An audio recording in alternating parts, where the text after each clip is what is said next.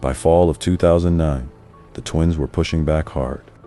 Police were called to the Whitehead residence more than once. In one incident, Tasmiyah reportedly punched Nikki in the face during a dispute. In another, Jasmiyah allegedly threw a glass at her mother. The Rockdale County Juvenile Court System was aware of the mounting issues. Social workers were assigned girls, were temporarily removed from Nikki's home and placed back with their great-grandmother. But that reprieve was short-lived. In December 2009, the court ruled that the twins must return to live with Nikki. The reasons were, procedural Nikki was still their legal guardian, and there had been no definitive findings of abuse that warranted a change in custody. Yet this decision, rooted in legal precedent, ignored the emotional undercurrents bubbling just beneath the surface. It was like placing a lid back on a boiling pot. Back under Nikki's roof, the arguments resumed almost immediately. Neighbors reported hearing shouting nearly every night. In school, both girls started showing signs of distress. They no longer smiled as much. They were constantly tired. Teachers noticed that their schoolwork had begun to slip. One school counselor, Lisa Williams, later told investigators that she had growing concerns about the twins. It was like watching two kids who were slowly losing hope. She said, they loved their great-grandmother, they hated their mother, and they were stuck in a house they didn't want to be in.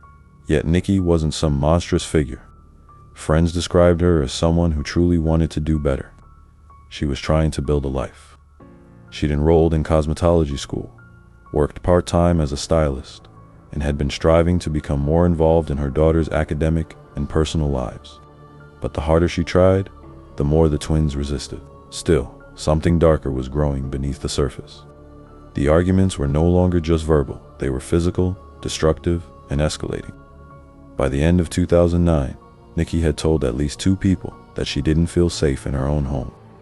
One friend recalled her saying, "They're going to hurt me one day. I know it." In early January 2010, just a week before her death, Nikki went to court again. She filed a complaint alleging that her daughters were becoming uncontrollable. She begged the judge for help some form of intervention. According to court documents, Nikki was seeking a way to place the girls back with their great-grandmother or into some kind of youth program until tensions settled. The judge set a hearing date for later in the month, but time was running out. Friends noticed subtle signs of a storm brewing. Nikki's upbeat personality began to crack. She became more anxious, looking over her shoulder, avoiding direct questions about home life. She told a close friend, "I'm afraid to even sleep too heavy at night. I don't know what they're capable of anymore." On the outside, the girls